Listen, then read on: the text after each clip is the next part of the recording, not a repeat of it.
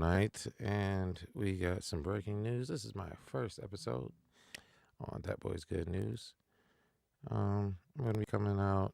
I just thought about it tonight. I was like, man, I wanted to come on at 12 o'clock, but I wasn't prepared exactly. My ass was grass, but I did get everything that I needed to get for the show to go ahead at least to push out.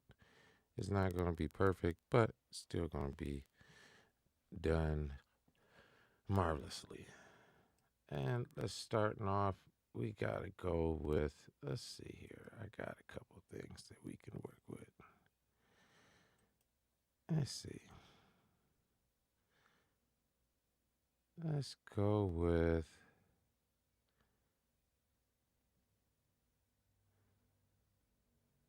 you know what? Let's start it off with the press conference secretary with her greasy ass.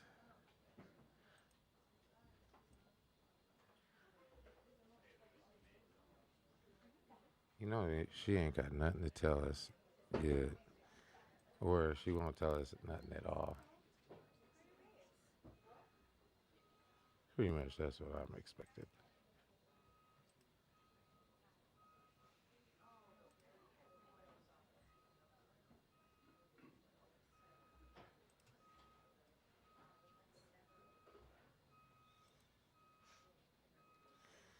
All right, let's see this.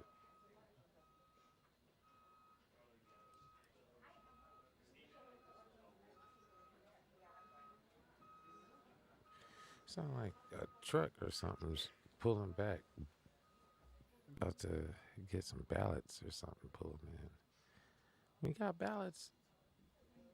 Trump didn't win. Uh-uh.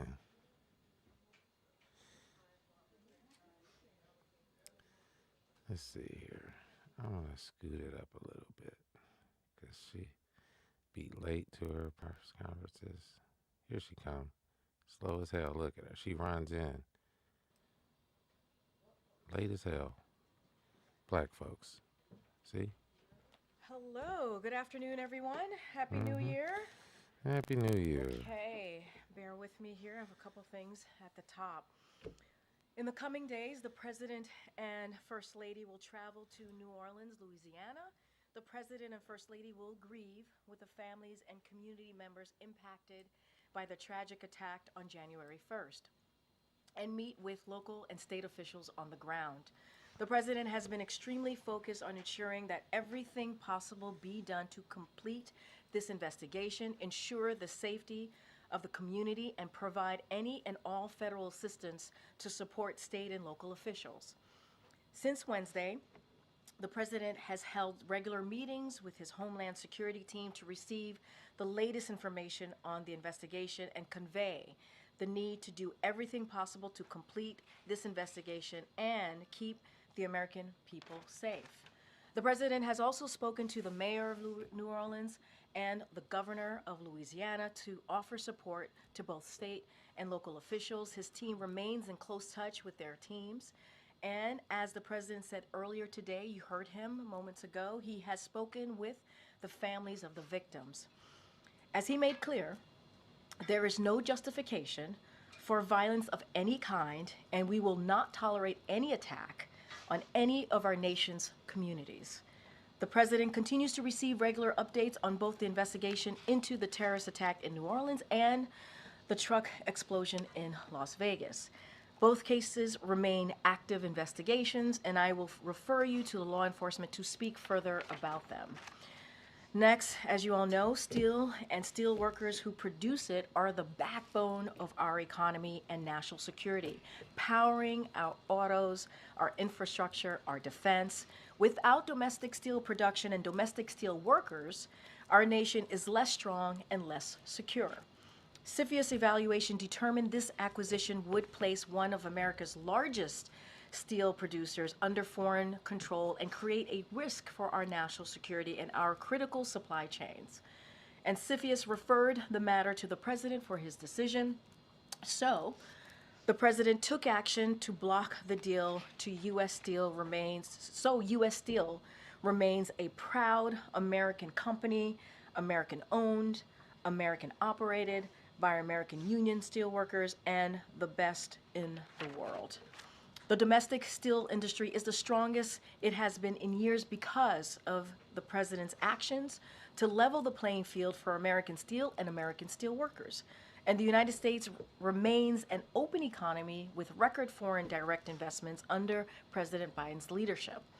As foreign competitors like China distort global steel markets through unfair trade practices, such as dumping and overproduction, it is critical that we have a strong domestic steel industry that protects our national security and our supply chains.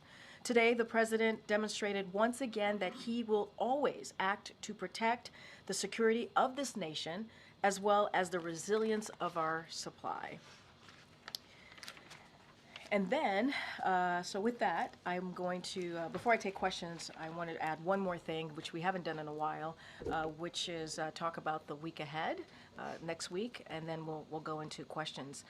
In addition to his trip to New Orleans, the president and the First Lady will travel to Los Angeles, California on Monday. The president will then travel to Eastern Coachella Valley, California on Tuesday. On Thursday, the president and the First Lady will attend the state funeral for former President Jimmy Carter. As President Biden said, the world lost an extraordinary leader, statesman, and humanitarian. The president and the First Lady look forward to honoring a great American who gave his life to service. And finally, on Thursday afternoon, the president and the first lady will travel to Rome, Italy from January 9th to the 12th. During the visit, the president will meet separately with His Holiness Pope Francis, President of Italy, and the Prime Minister of Italy as well. And as always, we'll have more to share as we get closer to the trips and events to come. But before I even go to your questions, I have one more thing that I wanted to add, a personal note. Jeremy and Jacob, thank you so much for your service. They will be leaving our team. This is going to be next week is going to be really your last week, but you didn't have another opportunity to do this in the briefing room, so I just wanted to say thank you to both. You have been phenomenal to work with. I'm going to miss you both and wish you the best in your upcoming endeavors in your career. But just wanted to thank them here at the podium, and if you guys have a chance, make sure to offer up your well wishes to Jeremy and Jacob next week. And with that, you have the first question. Fatima. Oh, we got questions. I have three questions.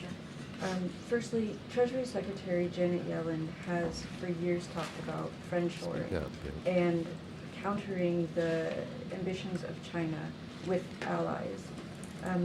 Will the president's decision on Nippon undercut efforts to strengthen relationships with our allies, and could this decision potentially damage the U.S.'s relationship with Japan?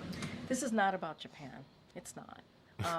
And you have watched this president really, in the last 4 years, strengthen his relationship with our allies, obviously abroad. And, you know, we have worked certainly together to strengthen our economic partnership with Japan. We have been in touch with Japan and conveyed our thoughts directly to them. This is about the need. You heard me talk about how now U.S. Steel is going to stay American-owned and American-operated. And this is what's important to this president, and that he's been very clear about that. So this is about continuing that, making sure that we are strong domestically, towned, operated steel industry for our national security and for a resilient supply chain, and how important that would be. So, and I also stated at the top how if you look at the work that this president has done over the last 4 years, the steel industry is the strongest. It's the strongest that it's been in years because of the actions that this president has done every day since day one to make sure that we protect that. And so the president believes that we need major U.S. companies representing major share of U.S. steelmaking capacity, and to keep leading that fight on behalf of America's national interest. And so that's why the president made this decision. He's always been very clear about that. We've always been very consistent about that. And so that's going to be our focus, continuing to be our focus, obviously. Earlier today, the president said he spoke with the families of the victims of the New Orleans attack. What What did he tell them? Speak Look, I'm up, not going to bitch. get into private conversation that the president has had with families. We don't do that. We'll certainly, if the families chooses to speak about their conversation with the president, obviously they have the right to do that. Our hearts certainly go out to the families who lost their loved ones on a day that should have been a celebrated day to such an act of violence. Obviously, this is something that we will continue to condone, but as I stated at the top, the President and the First Lady are going to New Orleans in the upcoming days, and they're going to grieve with the family. And sadly, that is something that you have seen them do many times over the last 4 years. When an awful event happens, they are there. They want to be there, What the hell are especially you at this talking magnitude. They want to be there and be with the family and mourn with the family. And so, again, was certainly an awful, See, I don't watch awful none of this stuff. I event was that just, happened on the day I just know that this we is should have all been what's celebrating breaking. an incoming new year. I just And was so putting our hearts it go together out so to we the can watch families and also together. to the communities who are dealing Let me know in the with, comments with what you the, think of the my aftermath of head this tragedy. and what she talking The about. Vice President plan to Don't forget oversee the to certification of the election results subscribe. on Monday. I believe Give a that is her thumbs up, plans. I would give some have to refer comments. you I'm a to brand new the Vice President's YouTuber. office on her schedule, but I believe Trying, so, yes. trying to get it in. Thanks, Corinne. How does the attack in New Orleans and the explosion in Las Vegas increase you're gonna concerns talk in the about that, too. administration about security surrounding certification of the vote, the Carter funeral next week here in Washington, the inauguration, and then even looking ahead to the Super Bowl next month in New Orleans? So, look, all of the events that you Tell just us, laid out Queen is certainly a high Guy-Pierre. priority for this administration. The Department of Homeland Security and federal law enforcement have well-established safety and security protocols in place, especially as we speak to the inauguration, obviously. And so they have been preparing for months to ensure that the security of these events and the safety of those attending them. So again, this is something that we've worked through for months now. And so we are working Why do you always do the tirelessly little blinking every eye single thing, day but- to ensure the safety and security of the inauguration, the safety and security of major events that you just laid out. It is important to the president that She, like, got we the Kill continue Bill to protect, outfit as I on. said at the top, American communities across the country, and certainly that's what the president's going to wants his team to focus on, and that's what they have been focusing on. Both suspects in New Orleans and Las Vegas served in the military. Does the president find that aspect of this troubling, and is he concerned about the problem of You don't know radicalization what- in the only thing military? is So look, troubling I'm for going him to, is if he obviously the don't get his FBI is chocolate continuing their chip investigation ice so they can cream speak to the FBI and the Department of Defense. in his diaper As you just stated, because of their doesn't of their function status, properly and it slides affiliation, down his leg. to their military service. I would have to refer you to the Department of Defense to speak to that specifically. I don't want to get into a back and forth on this. What we can say is continue to Spit it condemn out. any form of violence and do whatever we can and continue to do the work, obviously, to make sure that there is a security protocol continues and we protect Americans and certainly communities across the country. I'm not going to dive into the two subjects. About to The die president in had the any paint. reaction when he heard that detail about both of these What I suspects? can though? say is the president his heart is going out to the family who were certainly affected and lost a loved one that day. And what he wants to do is to make sure that his team is continuing to do the work to make sure that Americans are protected, communities are protected, and that's what I can speak to. You heard that from the president multiple times this week already, and that's going to be the president's focus. Thanks, Kareem. I heard shit President-elect from Trump Joe a little Biden while at ago all. today seemed to take issue with the fact that American flags were Kill flown Bill, at tell him half-mast what's up. at the time of his inauguration, considering the passing of former President The Jimmy black Carter. Kill Is Bill there in the any building. potential for that to not be the case? Is that a Wait, decision say that one more that the time. White House was Say that one more time. The flags are due to be flown at half-mast at the time of the inauguration, and President Trump seems to be taking issue with that. Is that a decision that the White House would consider reversing or reevaluating? No. On She didn't U.S. even Steel. answer the question. The U.S. Said. relationship with Japan is strong. Yeah. What is the national security concern the My nigga president Pete- sees by Peter having Ducey. this investment in an American company? So Yeah, look, show you up. saw the president's statement. He talks about the CFIUS evaluation, how they determined that evaluation, how they got to their, again, determination that this acquisition would place one of America's largest steel producers under the foreign control and create risk of our national security. This is from CFIUS. They are independent. The president said he was going to let the process play out, and it has played out. And so if you think about our national security and our critical supply chain, CFIUS, referred the matter to the president to make that decision. And so the president took that very seriously.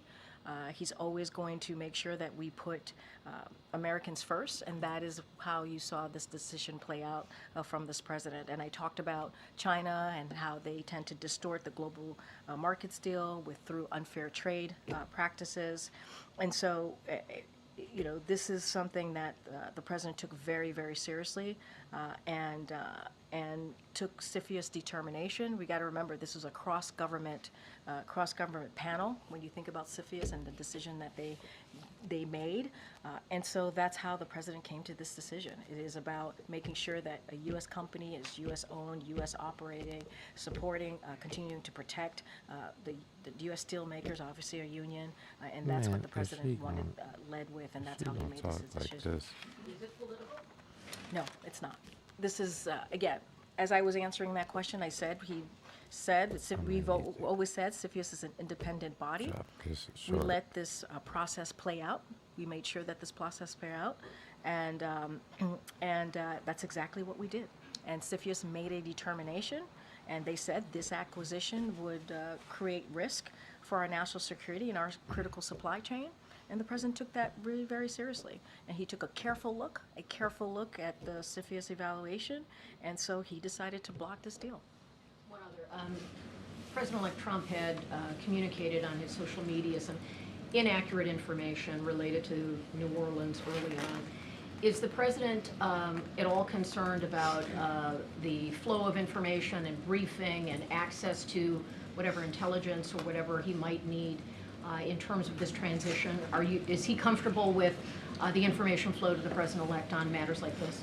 I mean, look, and I'm actually glad you asked this question, because one of the things that you all do as a journalist body is that you were able to fact check and say that what was stated by the president-elect was simply false. And I think that is important, right? Which is why we respect the hard work that all of you do.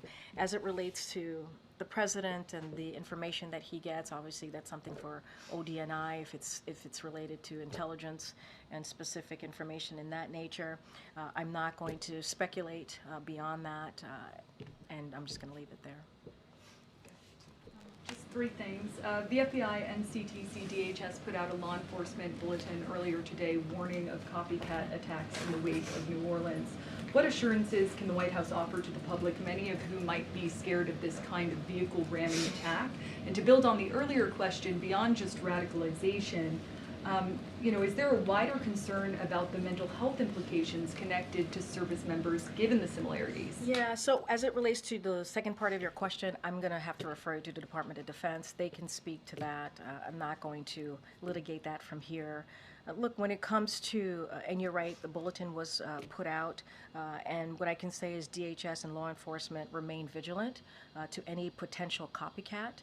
And so they're going to consistently, DHS and law enforcement are going to consistently evaluate threats and going to share the latest information to disrupt any potential copycats, potential threats. And so that is their commitment. That's what they're working hard to do. And so they're going to be vigilant, continue to be vigilant on that aspect. On bird flu, the bird flu outbreaks escalating at least 66 human infections across 10 states now. The federal government has 2 bird flu vaccine candidates available. Why not ask the FDA to authorize them, even for particularly vulnerable farm workers? Why defer a decision on a vaccine to the next administration? And so, look, that is something, as you know, the FDA, that is something that they decide on. They have a committee that when they have to make decisions like this, so I would have to leave it to them on how they move forward with that. Look, we remain, we take this very seriously. And USDA, HHS are on top of this. We are in touch with them. They're certainly in touch with local authorities on this. And so I do want to be very clear that CDC has been have said themselves that the risk to the general public is still low. And so we want to make sure that the American people are listening to CDC, and they certainly need to continue to do so.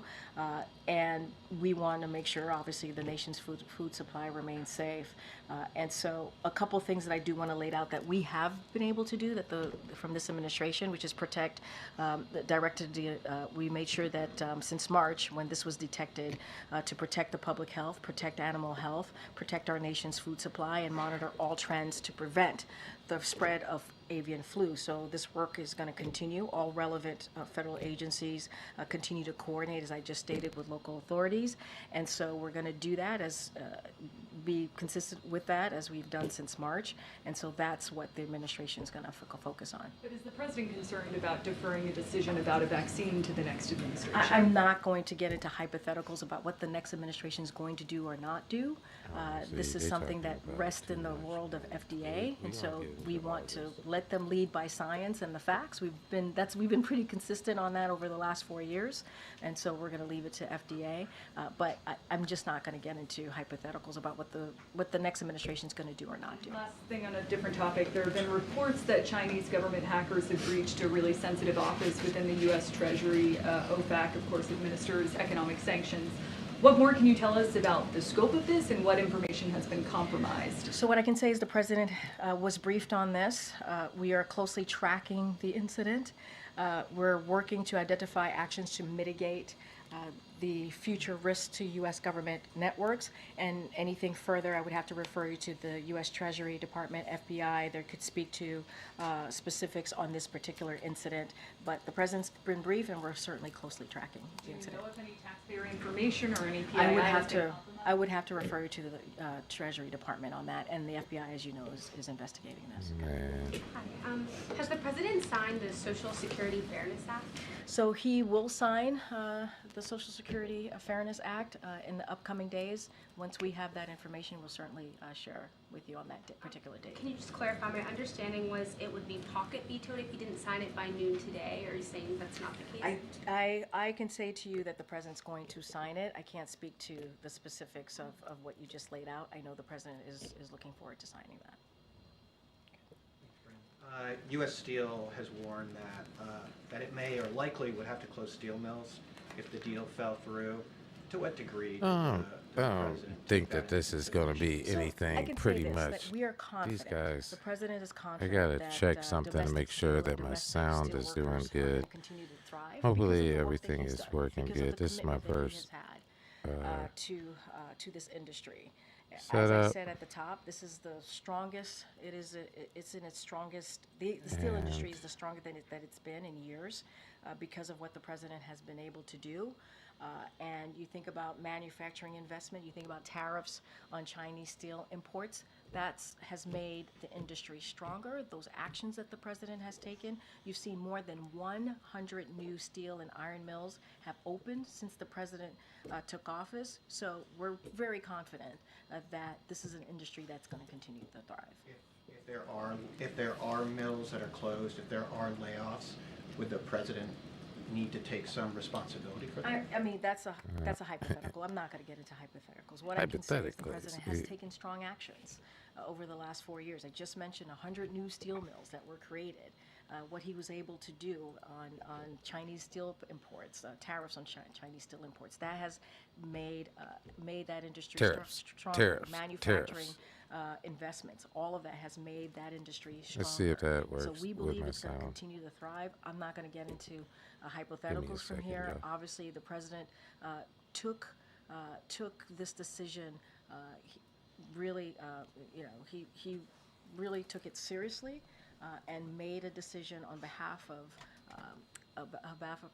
the American people, and that's how he came to this decision.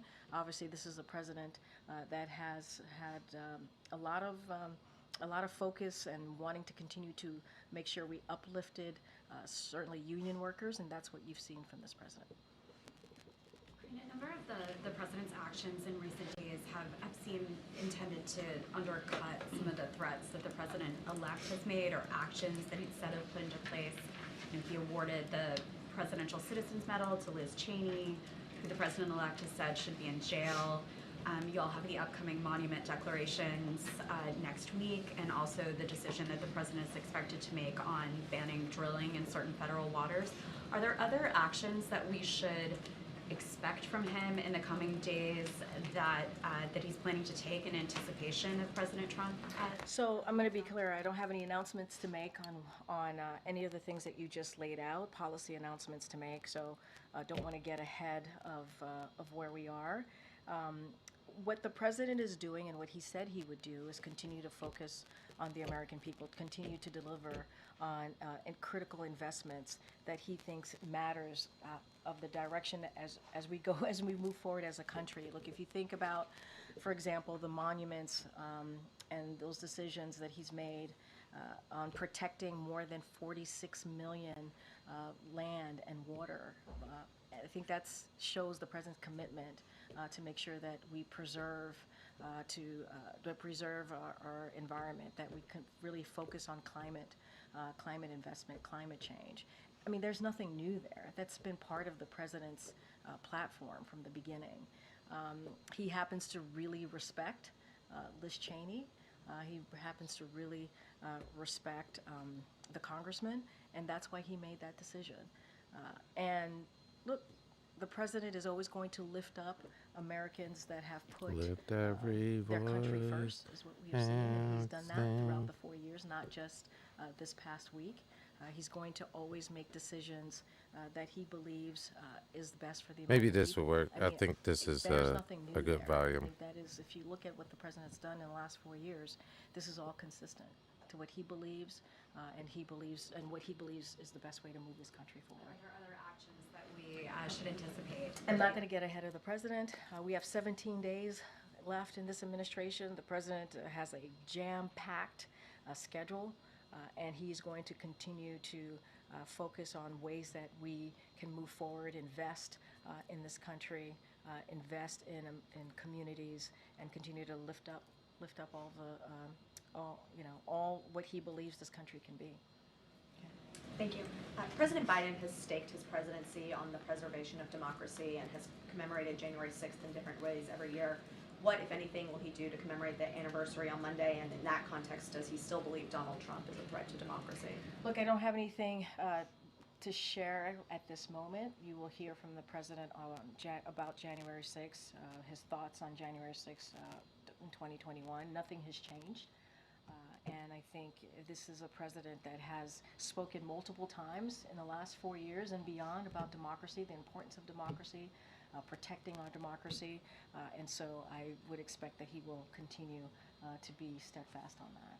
And then I imagine the president is reflecting on Jimmy Carter this week, and so much of Carter's legacy is his service to both the nation and the world in this post-presidency. So I wonder how President Biden is thinking about his own post-presidential service and what he wants that legacy to be. I'm not going to get ahead of this president. He's going to have an opportunity to speak to all of you. You're going to hear from him many times in the next 17 days about his thoughts about his presidency. I'm going to let him speak for himself. But I think if you look at the last 4 years, what he's been able to do, whether it's climate change, whether it's bringing the economy back on its feet, whether it's investment, manufacturing investment in this country, he's had a historic presidency. He's done more in one term than most presidents have been able to do in 2 terms. And that is just the facts. That is what we've been able to see from the Biden-Harris administration. So I think it speaks for itself, but as far as the president and his personal thoughts, his personal views, I'm going to leave it to him to speak to. Gotcha. One more on U.S. Steel. I guess more broadly, what message should other foreign companies who are considering investing in the United States take away from this decision by the president? Look, again, this wasn't about Japan. It's not about Japan. We have a strong alliance with Japan. We have worked together, as you know, I've mentioned before, to strengthen our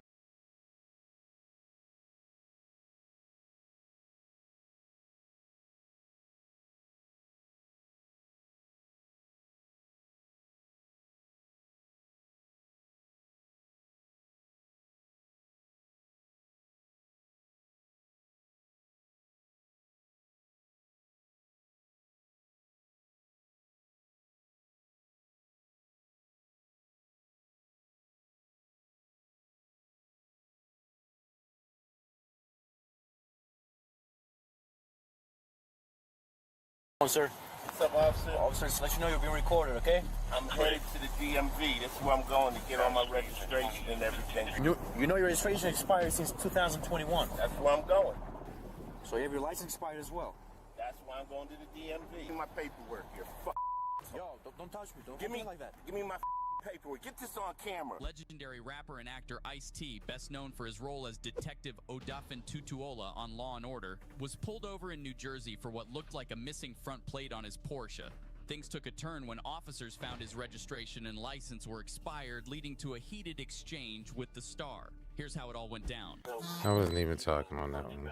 This is breaking news right now. We're about to be talking about Ice-T, I guess, got pulled over in a Porsche. How's it going, sir? What's up, officer? How you doing, Officer Ice-T? Hill, County Sheriff's Office. Let you know you're being recorded, okay? I'm headed to the DMV. He's always This is being where I'm going to recorded. get all my registration It's and Ice-T. everything straight on this car. At first, everything appeared to be normal as a simple traffic stop, but things would soon escalate between the actor and the officer. You got too much money to have your license suspended.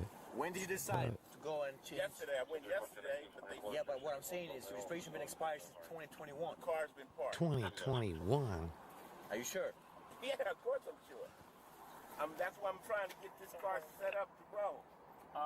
Yesterday I went to the DMV and they said that their system was down, so that's where I'm headed. I got 7 cars. I'm trying to get them all straight.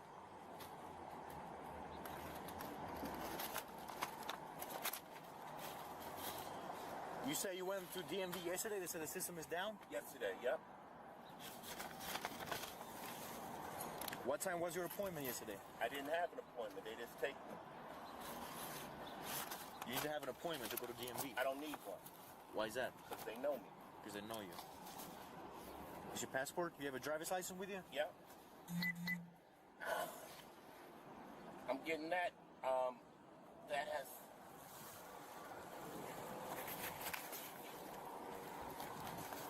That's expired. So you have your license expired as well? That's why I'm going to the DMV. Sir, even if it's 1 feet, you cannot drive with an expired license and expired registration. I mean, why don't you follow me right to this garage right here? The DMV is right there. You don't gotta be that serious about this. I mean, you can, but you don't have to. Well, is it serious? So, give me 1 second.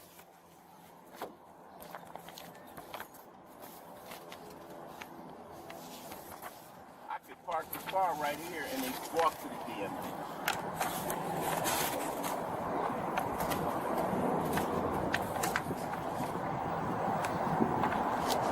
That's 566. It's 56. I'm good. I'm with our row. Those are all the things. You said you have other vehicles registered? I have 7 vehicles. Okay. Receipt. Do you want me to start the hood? It's 56. It's the standby. You could have drive the other vehicle who was registered and get this one registered. Can I handle this? Can I handle this? You gonna take me to jail? I'm not gonna take you to jail. Okay, can I park the car here and walk to the DMV? I'm gonna tow your vehicle. It's No, expired. you're not finna tow my vehicle. Let me park my car right here. You're not gonna move your car, sir. You give me your keys right now, and I'm gonna tow your vehicle. You try to be more respectful with me, I'm gonna respect you the same way. Well, then let me. You see, I'm going to. No, you're not gonna tell me what to do. I'm gonna tell you what to do. So give me your keys right now. If you're gonna go that route. I asked you, can I park my car? I said not. Give me your keys, sir. Give him the keys. Oh, man. If I'm not under arrest, then I'm getting out of my car. I ain't under arrest. I'm getting out my car. See, I wish I would have had my editing Give me my together. paperwork here. I would do Can- that. No, don't touch me. Don't Give me like that. Give me my paperwork. Get this on camera. This motherfucker is. I am a foot away from telling you, DMV. keep your distance. You are I'm not an asshole. You've been an asshole to me. You an asshole. I'm trying to get to the DMV. I showed you all the trying to get to the DMV. Let me start recording your dumb ass. How are you going to Start the record? hook and start another unit. You know you the dumbass for not having your damn shit together. You're in the parking lot for Dunkin' at Dunkin' Donuts, right? He gonna get an entourage properly to show up. That's iced tea. That's iced tea. The actor began recording as the officer called for backup. Ice-T appeared visibly angry, frustrated that the officer didn't give him another option to register his vehicle. Actually, that's 3. He's going to be 9001 Bergen Line, where the Dunkin' Donuts is.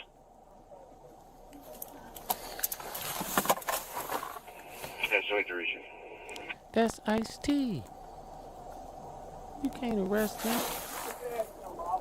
Let him go. Let him go.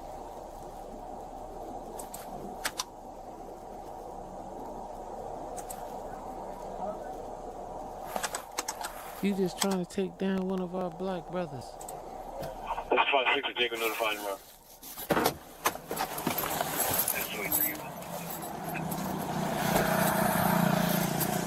So you should have been riding a scooter. So what happened, Sarge? What's up, Sarge?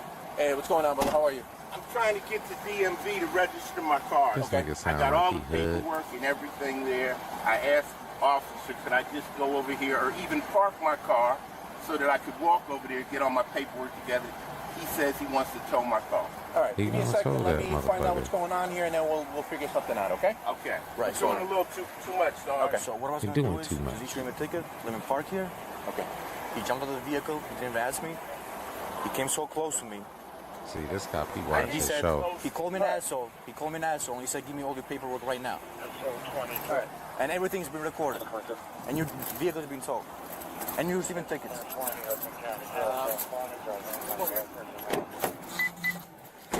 think that's for 22. You for, right now? For tactical purposes.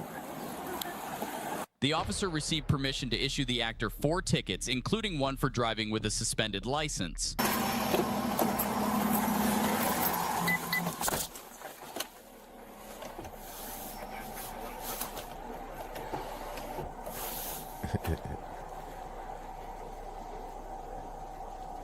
So what you gonna do, dog? What you gonna get me?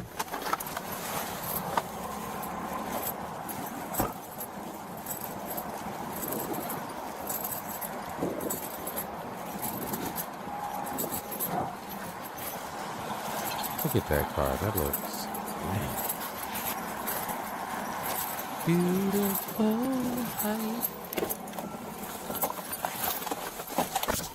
life. He's mad as hell. Like, man, what the hell? This motherfucker got a badass car. Then he gonna come at me. Cause this man don't got his shit together. He got all this money. All right, you can issue him a ticket, He and gonna that's attack it, me. right? He's going to leave the car here? Up to you, whatever you want to do. Yeah, we'll go with that. It's up to you. Leave the car here? Okay. Yeah, he's going to park the car here. No and, problem. Go across the street and get the paperwork for the car. Okay, but he's getting 4 tickets, though. He's getting 4 tickets. Okay. It's up to the arresting officer who pulls him over. Driving a registered motor vehicle, driving with an expired license, improper display, he got no front plates, and no inspection sticker. And he got suspended license. I would have went to jail. How many did you make out already? And my scooter What's that? would have 4. been towed. You made 4? You already sent them in? Not yet. Yes? Can you bring it down to 2? Can't bring it down Okay. to All 2. right, no, it's up to you, bro. I can't talk to you. Okay. I can't do it. See, that officer. I can't tell him as a sergeant what to do. I can guide him and I can make a recommendation. He's going to give you 4 tickets, okay? I asked him not to give you the 4 tickets, but he could bring it down to 2. He said, no, he's giving you the 4 tickets. What are the 4 tickets? He says you have no front plate, no inspection sticker, no registration, and your driver's license is expired. Okay. All right. All right. I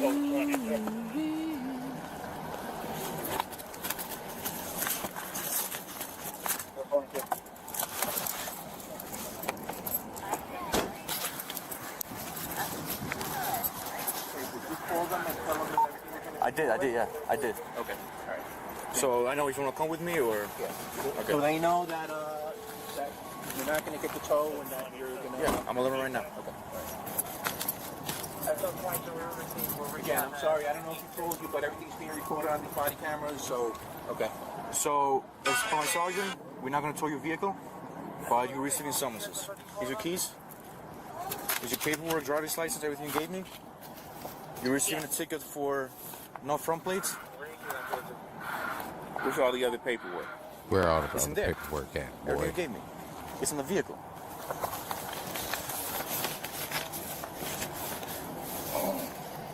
So you gonna Yeah, let no them inspection. drive Driving it to expired the parking registration spot and driving with with expired suspended license. license? Ain't that illegal? You're, like I said, you're going to leave the car here and just go to DMV. No, and that's walk to fair. DMV and handle the business. So, but you do know your registration is expired and your license too. Right? That's what I'm going for. Okay, I'm just letting you know that I didn't know if you just knew your registration was expired. You got both licenses. I got everything. Okay, all right. Yeah. All right? All right, no, I'm good. All right, you told Just him the way he shooted me, I was going to park the vehicle, no tickets issued, but just next time show some respect. That's all I got to say. I don't have to. All right, let's He don't gotta show So, respect. you have a great day, sir. And that cop still showed him In the respect. end, the actor was able to resolve the situation, fixing the issues and paying the fines in full. grateful. But it raises the question, was the officer fair in handling this, or could was they have been more well fair. lenient considering the circumstances? Let us know what you think. Good God.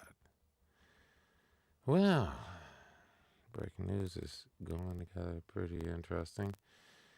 I don't know how my sound is going. I'm going to be testing this out. And I'll know for the next time how it goes. But so far, you know, it's what it is. Oh, yeah, okay. We got 3 dead, a dozen injured in a massive illegal fireworks. Hawaii News Now. This is breaking news. And that breaking news, a tragic start to the new year on Oahu after a massive explosion of illegal fireworks killed at least 3 people and left at least 20 others critically or seriously injured at a home in Idiocracy just after midnight. This drone video shows the moments the fireworks display at Keaka Drive began booming out of control. Hawaii News Now crews were on scene just minutes after the explosion happened. We want to warn you, some of the images you're about to see are graphic.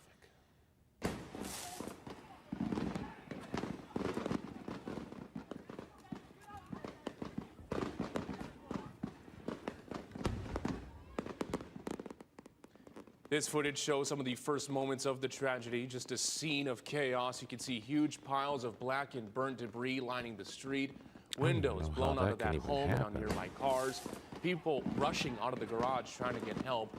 One man we spoke to on scene told us he tended to some of the injured before EMS arrived.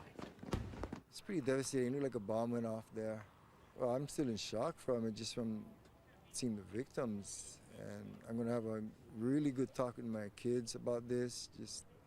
It's a learning experience. What not to And we've learned some of the play with injuries sustained fireworks? were shrapnel and major burns. We're also told HPD's Specialized Services Division bomb unit recovered homemade illegal fireworks from the scene. We have team coverage tonight. Our Eddie Dowd is live at the scene of the explosion with more. But first, let's get to our Mahealani Richardson, who has the latest information from officials who held a news conference earlier today. Mahale. Mark, it was a somber, sobering, and at times graphic news conference with horrific details. Officials say it looked like a war zone after a bomb of illegal fireworks went off. The video shows the utter devastation. Look like a war zone. Now, the deadly fireworks explosion happened at a home on Keaka Drive in Idiocracy just after midnight. Police said 2 women were pronounced dead at the scene and a third woman later died from her injuries. More than 20 were injured. Many of them had critical injuries with burns over their bodies and shrapnel wounds. Tonight, they are fighting for their lives. HPD's police chief says the explosion was caused by what's called a cake with roughly 50 illegal aerial rockets in it. It tipped over and fired into the carport that set off more illegal fireworks inside. Either it tipped over or a table it was on tipped over based on the high heat it was generated from the fireworks, the cake they call it, and that once it turned sideways, lit off the rest of the fireworks that were nearby, and that's what caused the mass explosion. We're angry, frustrated, and deeply saddened at this unnecessary loss of life and suffering. Officials say this was a mass casualty incident with more than a dozen ambulances. Medical teams set up a triage and a special area to transport all of the patients to nearby hospitals. In fact, even nearby Salt Lake Boulevard had to be shut down. EMS says a 3-year-old child was also transported to the hospital in an ambulance, but many others took themselves to the hospital. The truth is that people had traumatic injuries so badly that brain material was across the sidewalk from the ferocity of this explosion. And we want people to hear that, because that is what is really possible with these explosive fireworks. We did not actually transport a lot of patients with minor injuries, but I remember a 12-year-old girl with burns on her legs and some shrapnel, and some family members with shrapnel, If all this is and then going just a down, lot only of 3 dead. kind of You got 30s and brain 40-year-old matter. walking wounded, so to speak, that And found their stuff. own ways to the hospital. The mayor says year looks after like year, these illegal fireworks have gotten crazy. out of control, and officials once again are vowing to crack down on the illegal pipeline of fireworks coming into our state. Now tonight there is a criminal investigation into who set off that illegal cake and whose fireworks they belong to. Also, officials recovered more than tens of thousands of dollars of fireworks from the scene. Meanwhile, Dr. Jim Ireland, who's the head of the Emergency Services Division, says first responders are used to seeing and being in difficult situations, but this is something they never want to see again. Reporting live from HPD headquarters, I'm Mahia Lenny Richardson. Now let's go to our Eddie Dowd, who is live at the scene. Eddie? Well, the mood is very somber here. I'm going to step out the shot so you can see the scene currently. Right now, community members are helping clean up debris from that deadly fireworks explosion. For some, they had to find out the news that some of their long-term neighbors had passed away. Cold-blooded. Hawaii's governor surveyed the damage Wednesday in the shaken-up Aliamanu neighborhood. The former ER doctor frustrated over the amount of lives impacted this year during end-of-the-year celebrations. What you're looking at behind me is a war zone. This was a mass casualty. Governor Green says it was a large amount of fireworks that ignited all at once that created the deadly scenario. My feeling was it was a bomb went off, really. Jack Ka'ovai, who lives a few houses down, was one of the people who called 911. A lot of people was just yelling and screaming, and they was in pain. I seen kids, the elementary kids, they had teenagers and stuff. The bigger guys was helping them load the people on the gurneys and stuff. Nothing I've ever seen like this in EMS. Ka'ovai says 2 of the victims were mothers in their 50s who took the bus every day to work. I just knew them from the neighborhood. I always watch them walking off the bus and stuff, and they always say hi. Nice people. I actually knew their kids more than I knew them. Governor Green says he expects the number of fatalities to rise as many people remain in the hospital. He's now calling for tougher laws to deter people from stockpiling and setting off illegal fireworks. That we will propose legislation to turn possession of this kind of firework and this amount of firework into a Class C felony. No one will want to go to jail for 5 years. Some people are going to have to be held to account. And one thing we've noticed just in the last minute or so as we did this live shot is the glass that is sort of shattering as it is being swept into the trash. It kind of just gives you a sense of the total amount of damage and devastation that was caused by those firework explosions. Now, one thing community members are asking us to tell people is that, some people are curious about what happened here. They want to look for themselves, but really this is a time for this community to try to pick up the pieces and clean up. And so they're asking everyone to stay away if you do not need to be here. Reporting live, Eddie Dowd, Hawaii News Now. Eddie, thank you. And we're continuing to follow and gather new details on this New Year's tragedy. Stay with us on air and online at hawaiinewsnow.com. Man, interesting. Well. The world is getting interesting. But let's keep it going. Moving along, we got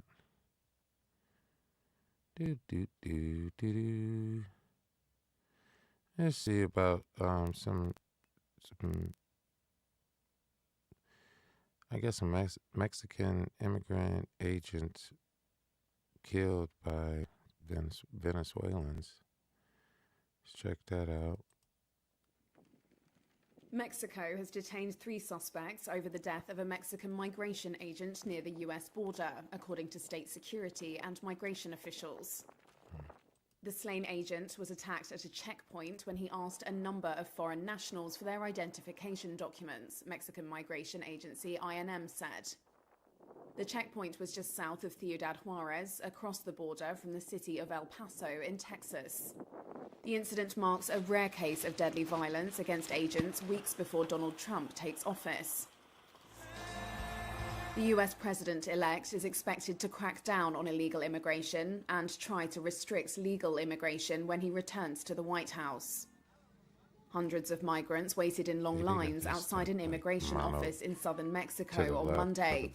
They hope to secure safe passage north and enter the US legally before Trump returns to power. Salvadoran migrant Jose Escobar. Like every migrant, we are afraid. But well, he knows what he is going to do with all of us entering legally. We're doing it in the healthiest and most feasible way possible to avoid mistakes, such as entering illegally. State investigators reported that the agent suffered a head injury and his body exhibited, quote, signs of violence. 2 Venezuelan men and a Colombian national were detained as suspects. That's crazy. Well, they're already starting to push through. They're not gonna not stop coming, I guess. They're gonna figure out a way. You're going to figure out a way to get them out, too. Now, let's see here. ISIS-inspired attack in New Orleans has put a new spotlight on the terror group once thought to be eliminated. As national correspondent Matt Gelka explains, the group's messaging has spread online and it's becoming more difficult to detect. Breaking news that's going on.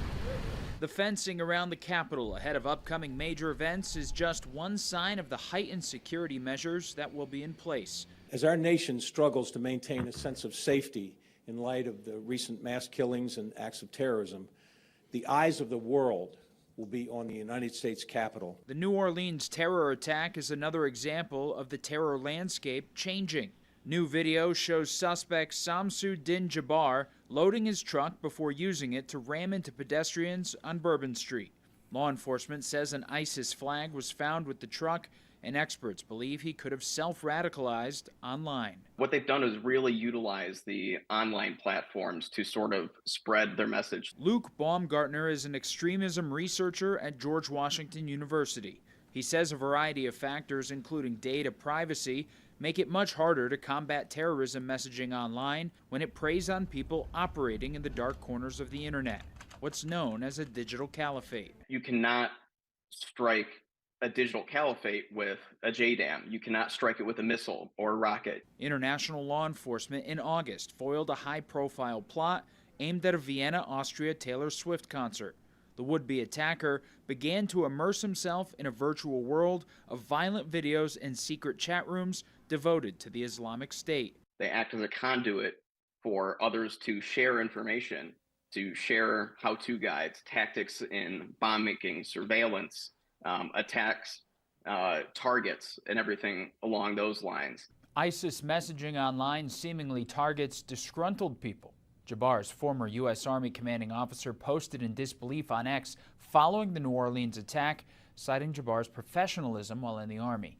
He commented, "This transformation is a stark reminder of the dangers of unchecked anger, isolation, and hate," before encouraging people to take care of each other before it's too late.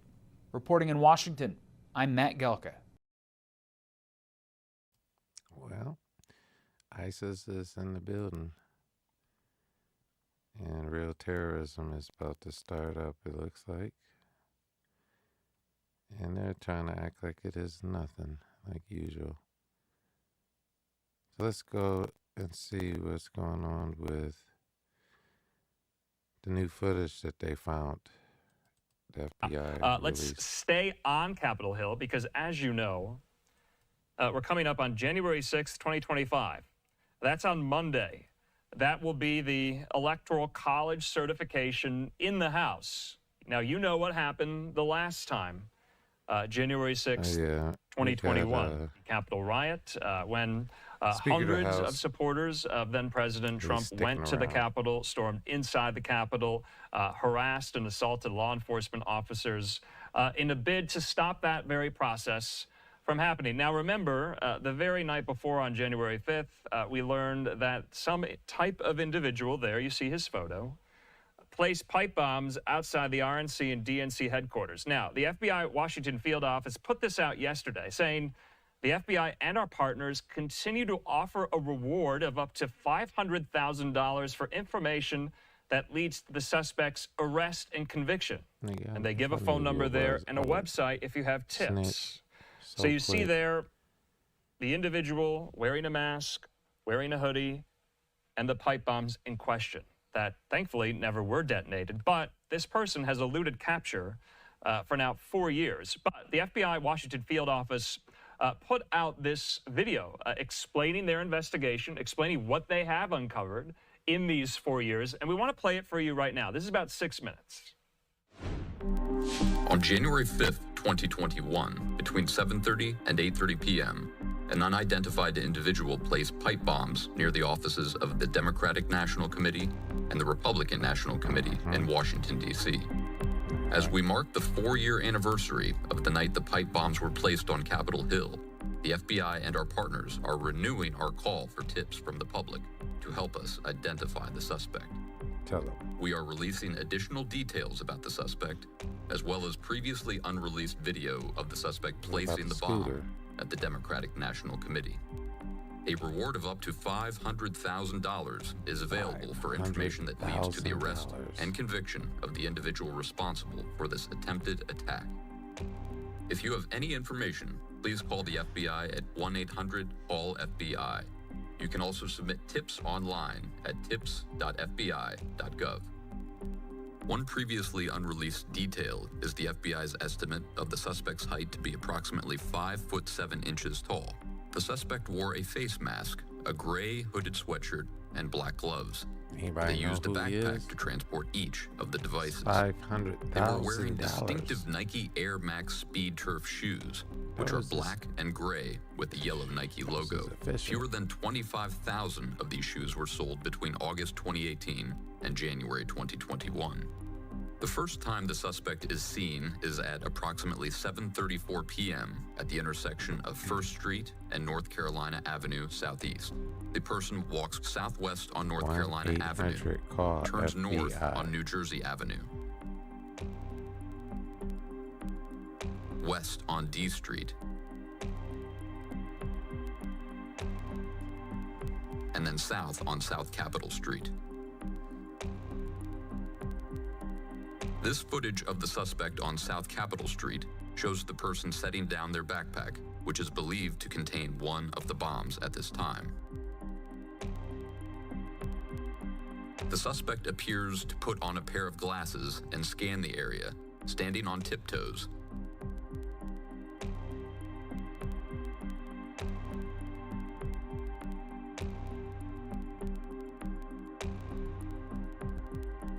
Before picking up the backpack, turning around, and heading back the way they came on South Capitol Street. After After reaching the corner of D Street, the suspect turns around again, and this time walks south all the way down South Capitol Street to a bench outside the Democratic National Committee headquarters building.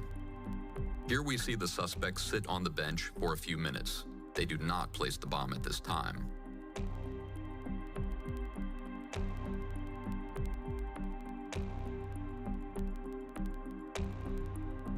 The suspect then walks east on Ivy Street,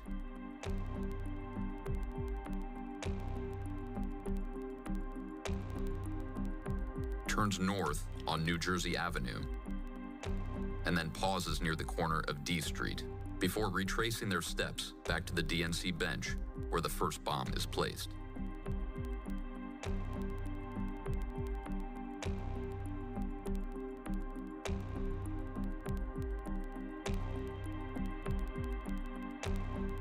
This previously unreleased footage shows the suspect sitting on the DNC bench before placing the first bomb.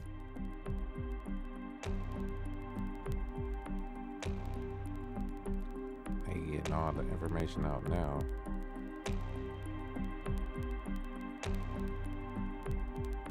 I forgot about the pipe bombs.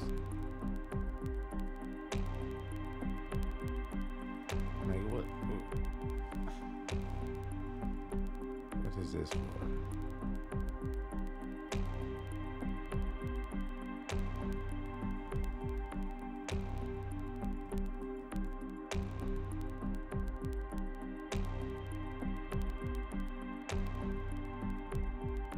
Here we see the suspect place the bomb at approximately 7:54 p.m.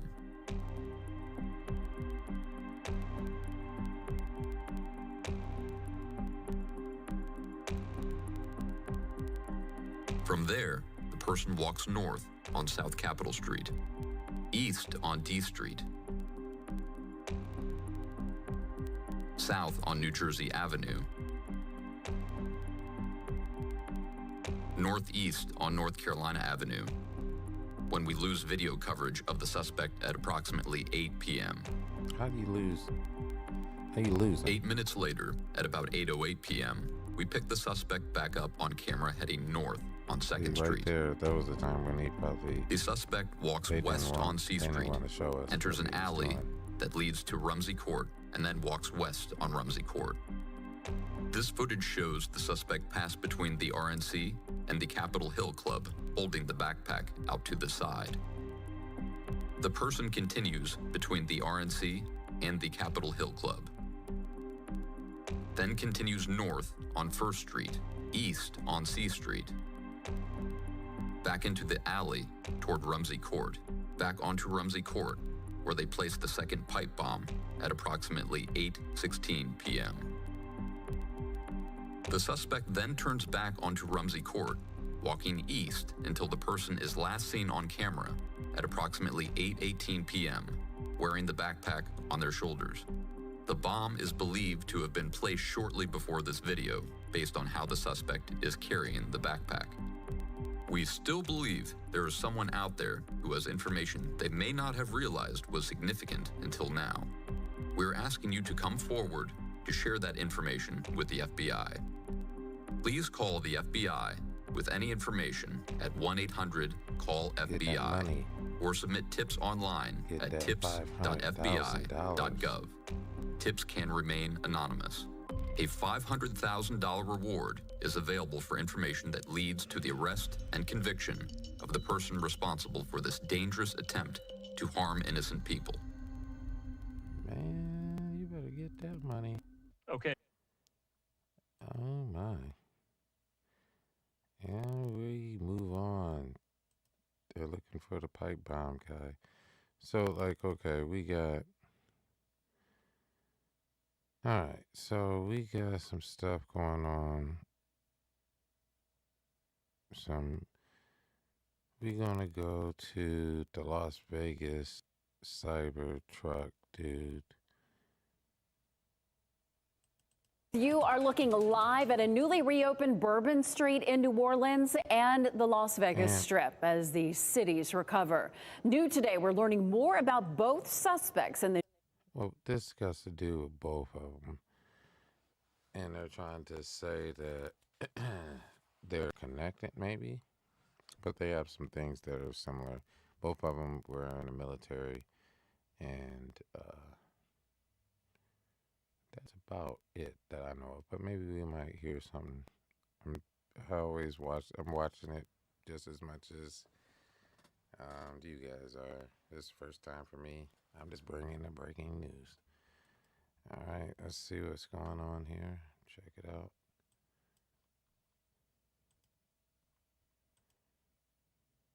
You are looking live at a newly reopened Bourbon Street in New Orleans and the Las Vegas Strip as the cities recover. New today, we're learning more about both suspects in the New Year's Day incidents and their connections to North Carolina. Hello, everyone, and thank you for joining us. I'm Deborah Morgan. And I'm Gerald Owens. Here's the newest information we have tonight out of New Orleans. One of the victims on Bourbon Street was 25-year-old Matthew Tenedorio.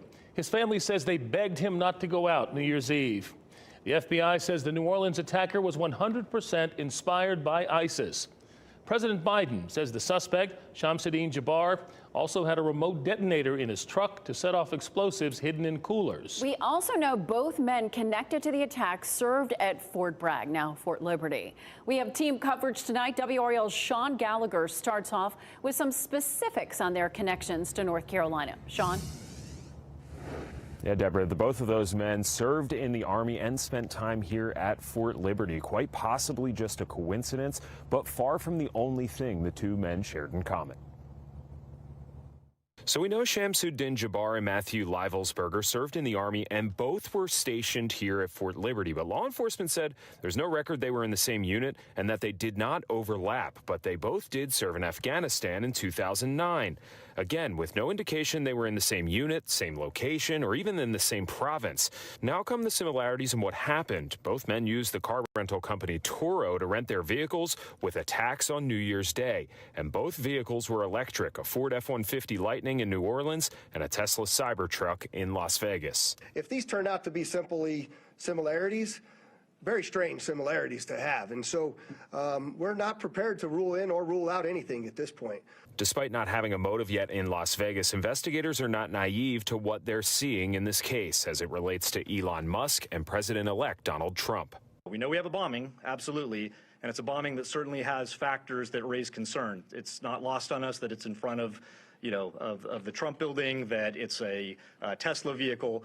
But we don't have information at this point that definitively tells us or suggests it was because of this particular ideology or any of the reasoning behind it. If there are any differences, it could be in the two men's level of service. Livelsberger was a Green Beret, serving nearly 20 years. But investigators say his plan didn't match up. The level of sophistication is not what we would expect from an individual with this type of military experience. The components primarily consist of fireworks, mortars, aerial shells, and are all consumer fireworks. And law enforcement noted the Cybertruck's structural stability likely made the blast go up rather than out, probably preventing more injuries from happening. Now, as far as a motive is concerned, the FBI is still waiting to get access to Livelsberger's phone and his laptop, which could reveal more information about why he did this in the first place. In Fayetteville, Sean Gallagher, WRAL News. As Sean mentioned, both men served in the military. Researchers have noticed that military members' ties to extremism is a growing trend. WRAL Investigates Sarah Kruger is live at Duke University. Sarah, you talked with counterterrorism experts. What did they say about this? Gerald, one of those professors I talked to was here at Duke, the other at UNC, and they both want to stress that we're talking about a very small number of people here and a small number of acts. They offered some possible explanations. An explosion in Las Vegas and an attack in New Orleans, both perpetrated, officials say, by men with ties to the military. UNC professor Navin Boppet says it's part of a growing trend. It does fit with an empirical pattern that we're seeing since the late 2010s. that we're seeing increasing military participation in some of these groups. Again, it's not huge. It's not like it's an enormous amount of all veterans that are coming home doing this, but we are seeing more of it. Locally and around the country, academics are exploring why. This report out of Maryland found that criminal extremism with a nexus to the United States military is a limited but possibly growing problem that is primarily centered in the veteran community. Individuals in the military, they join the military because they want to be part of a cause that is bigger than themselves. Well, that's exactly what the terrorists appeal to in these ideologies. David Schanzer is a professor at Duke and leads the Triangle Center on Terrorism and Homeland Security. It is possible that people are, maybe more who have that mindset and who came to the military are maybe ultimately more vulnerable to these kinds of ideas if they become disenchanted with kind of the ethos of the military. Certainly, of our million plus members of the United States Armed Forces, it's very rare for any one individual to be involved in this kind of activity. In New Orleans, it's a somber mood, but yet we're a resilient city. Lifelong resident Tommy Boudreau, who worked for years doing restoration at police crime scenes, says they'll come back stronger. My hope and prayers is that people will still continue to trust the overall security and safety of our city and don't power down to this idiot who chose to be radical. The Super Bowl and Mardi Gras are just weeks away in New Orleans. Officials there say they will be ramping up security for those events. Sarah Kruger, WRAL News, live in Durham. Quick, in a hurry, because these motherfuckers is on a mission. All right, so I guess they're saying that military people are acting up, and that's new. Let's keep it going. We got some more, and so here we go. Officials in Vegas talking now about the Cybertruck attack there at the Trump Hotel. Let's listen in. As many of you went to sleep last night, and I just want to give you an update on a lot of what it is that we found through the processing of the Cybertruck. This is a joint investigation involving the FBI, the ATF, the Las Vegas Metropolitan Police Department, and these folks worked through the night and found a lot of stuff that is very useful for this investigation. As you look at this Cybertruck here, we had to transport this down to our fleet services so that we could really get through this thing. And I remind you that the subject inside wasn't able to be removed for a very long period of time because he was burnt beyond recognition. And so as we continue to move through this, I'm going to talk a little bit about his identity and what we believe, but I would like to highlight a couple of things that the teams found inside of the Cybertruck that are useful to the investigation. And that, first and foremost, is a military identification. We also found a passport. We found a Desert Eagle 50 caliber semi-automatic pistol. And if you'll notice on a lot of these guns that we're going to talk about here, they're almost just burnt beyond recognition as well. There's a SLR model B30 semi-automatic firearm. Number of fireworks that were still in the vehicle that had to be removed.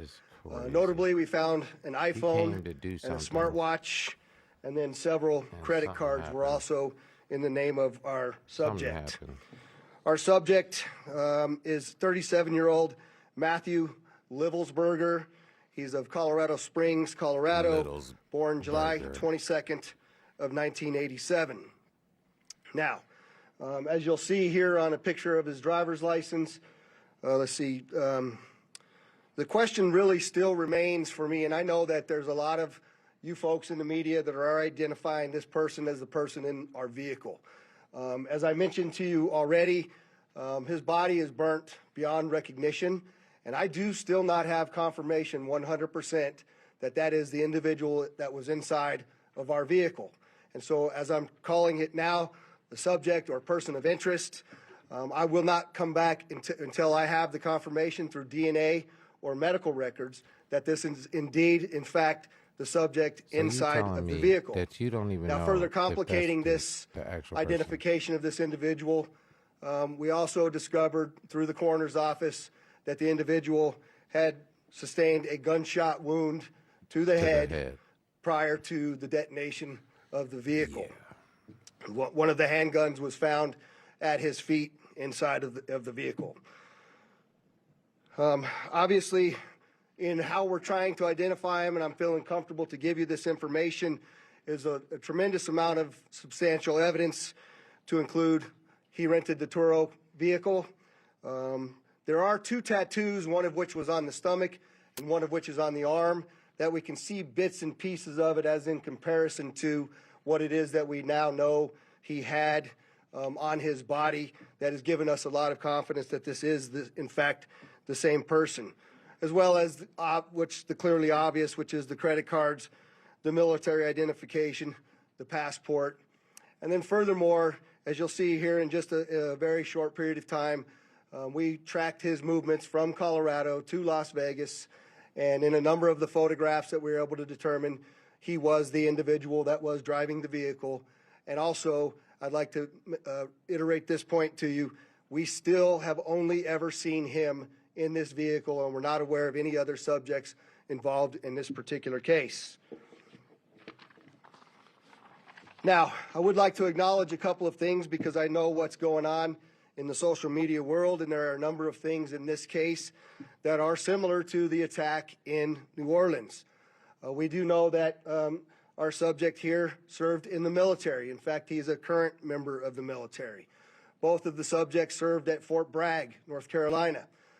What we do know about that is it's a very large military base, and we have no record that they served in the same unit or even at the same years at Fort Bragg, something that continues to remain under investigation. I also know that they both served in Afghanistan in 2009. We don't have any evidence that they were in the same province in Afghanistan, the same location, or the same unit. Again, something else that remains under investigation. And we also know, of course, that they both used the rental company Turo to rent their vehicles. As far as his military background, it's been confirmed by DOD that he was indeed in the United States Army. He was also a Green Beret operations sergeant who spent most of his time at Fort Carson, Colorado, and in Germany. He was on approved leave from Germany, where he was serving with the 10th Special Forces Group. He was also previously in the National Guard and the Army Reserve. I'd like to point out to you that through exceptional joint investigative effort, we've gotten to a place where we believe we can show you his route to Las Vegas from Colorado, and Carlos will put up the map there for you. And we know that he rented the Cybertruck in Denver on December 28th.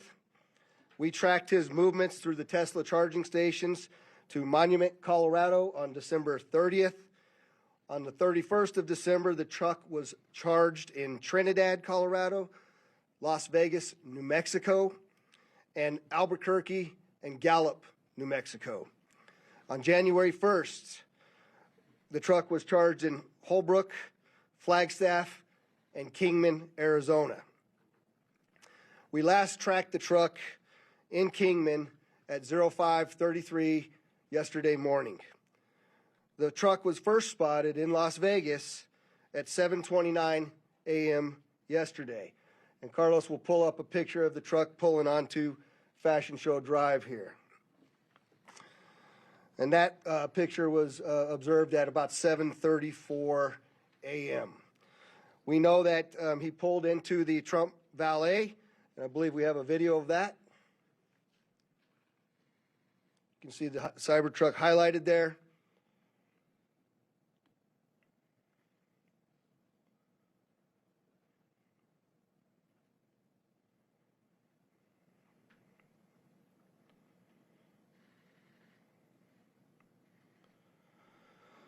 So through extensive surveillance video, we were able to track him leaving there, and we know that he went to several different places along Las Vegas Boulevard, and he spent some time in a parking lot of a business near Flamingo and Las Vegas Boulevard. We didn't have a video of the truck pulling back onto Las Vegas Boulevard from the Sands.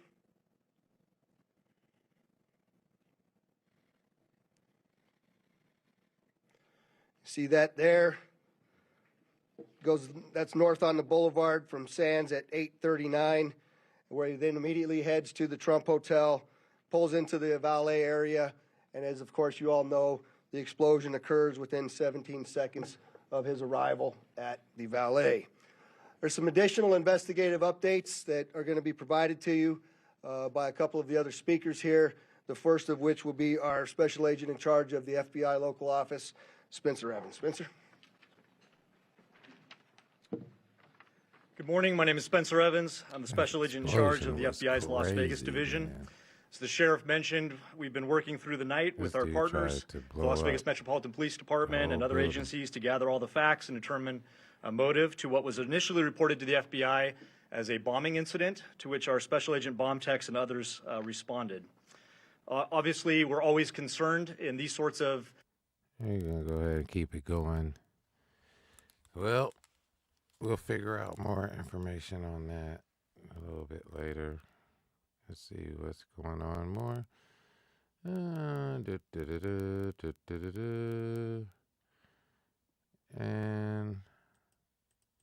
ISIS-inspired attack in New Orleans has put a new spotlight on the terror group once thought to be eliminated. As national correspondent Matt Galka explains, the group's messaging has spread online and it's becoming more difficult to detect.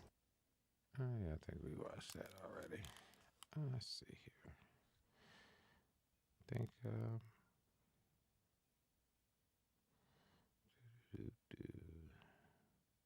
I think the only thing left is the pandemic.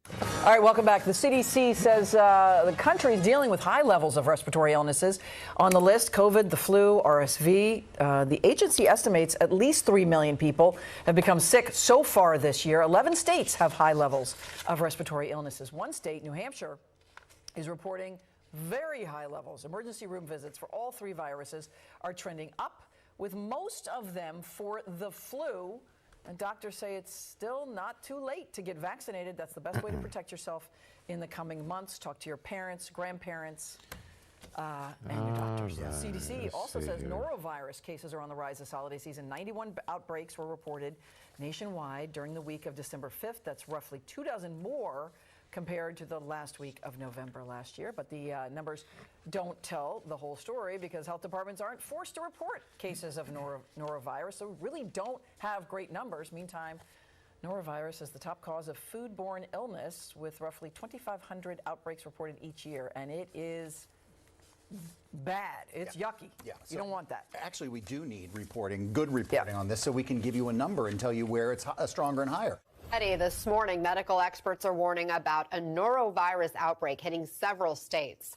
The CDC reports more than 90 cases confirmed in the first week of December alone. That's more than double the cases we've seen that same week over the last 3 years. According to the CDC, the super contagious norovirus is spreading across the U.S. And remember, with the norovirus, even if you're feeling better, you can still be contagious for up to 2 weeks after those symptoms first appeared. So make sure you keep track of when those symptoms occurred in order to help keep other people safe. As we know, this is a time when it's not just norovirus. You're also talking about COVID, RSV, and flu that's on the rise, Anna. Boy, sounds pretty miserable. Stay healthy, my friend. Thank you. Yes, you too. Joining us now, infectious disease physician and founding director of Boston University Center on Emerging Infectious Diseases, Dr.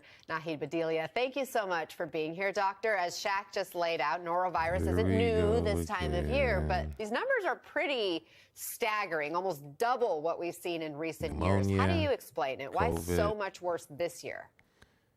Yeah, and I want to begin by underscoring what Shaquille said, which is that this is highly contagious. I mean, it takes very few viral particles to transmit this, and this kind of runs through like wildfire in communal living spaces and nursing homes and cruises. This is why you're seeing such a rise. And within families, it becomes harder too.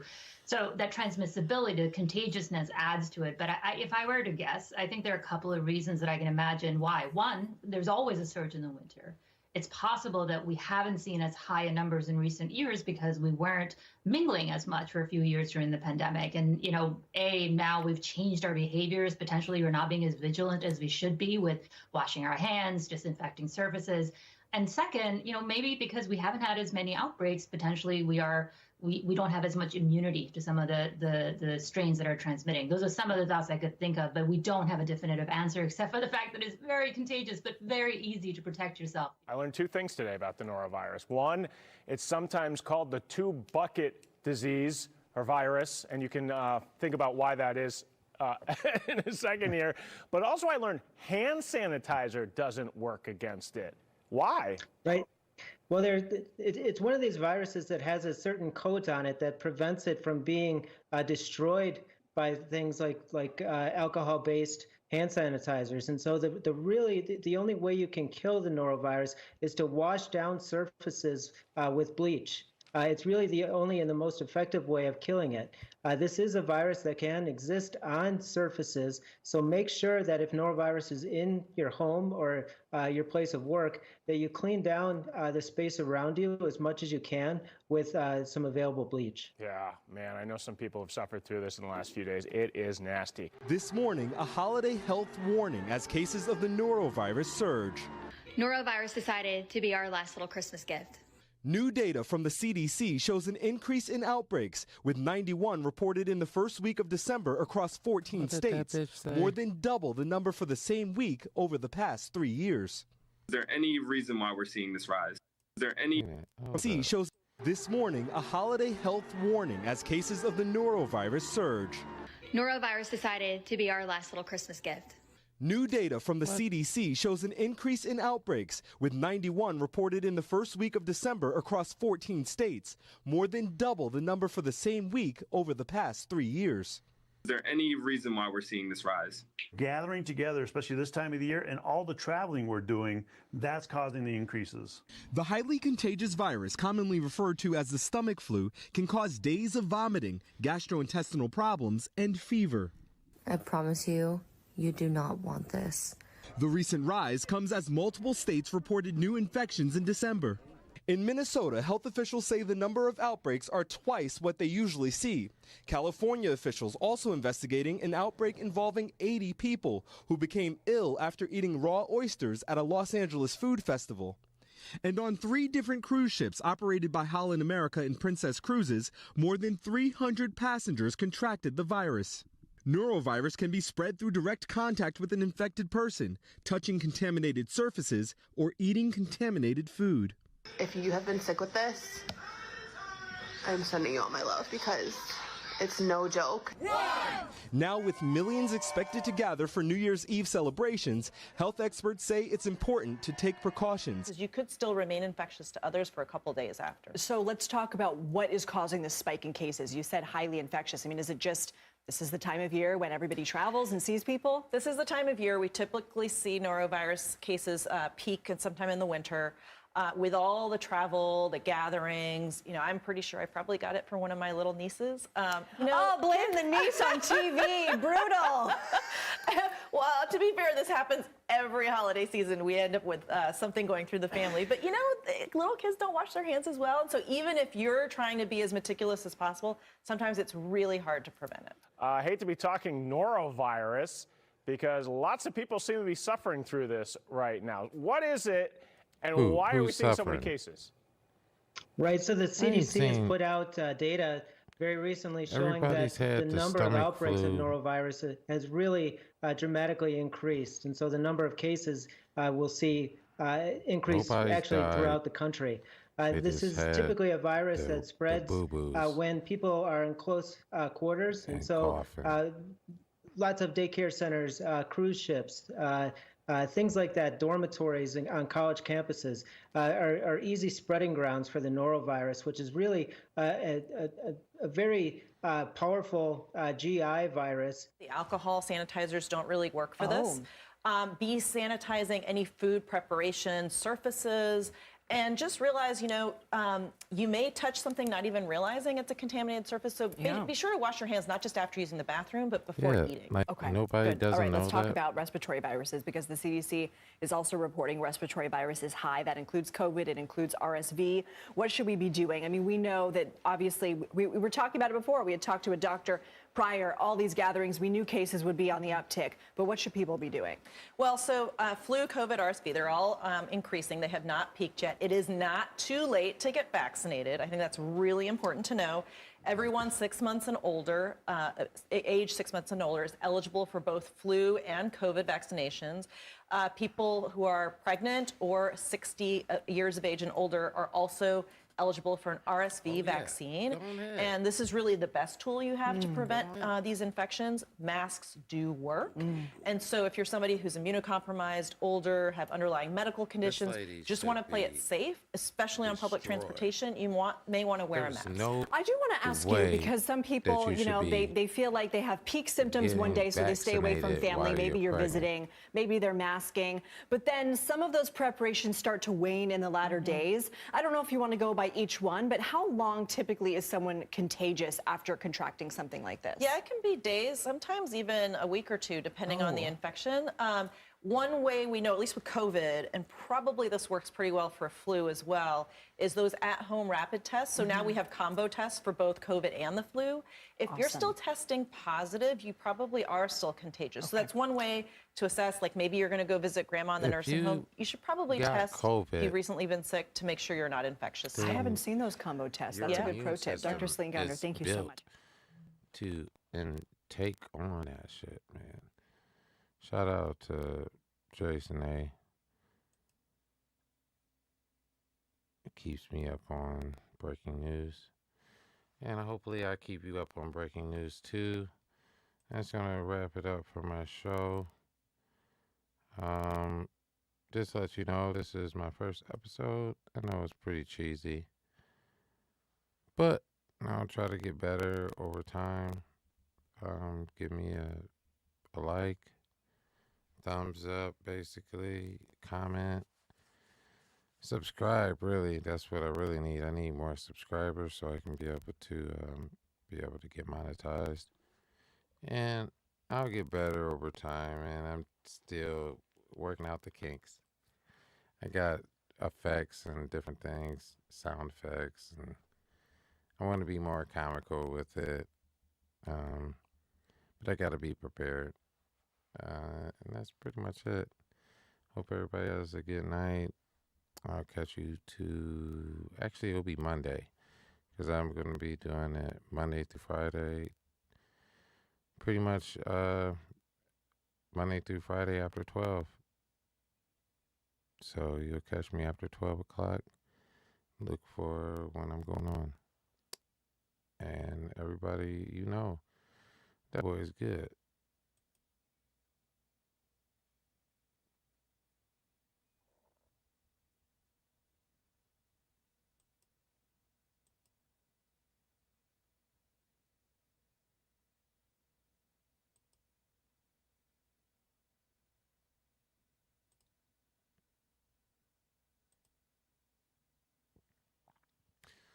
Do, do, do, do, do.